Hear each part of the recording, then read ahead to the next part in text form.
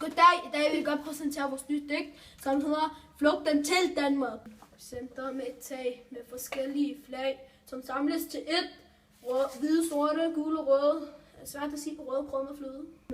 Svært at få asyl, for vi er over 10.000 mennesker, ligesom man sidder fast i lænker, mens jeg ligger på sengen og tænker. Får jeg mig asyl, så jeg kan leve i idyl. Intet er mit her, jeg ved ikke, hvad der sker, og alle sidder bare der og der. Hvor er min familie? Hvor er mine venner?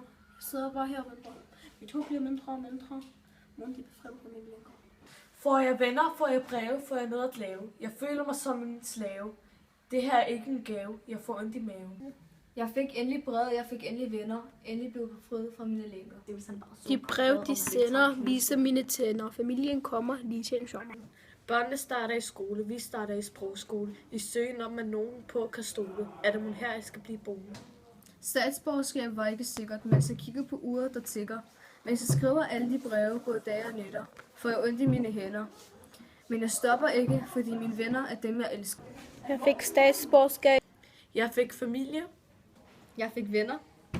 Og Og her digtet ender.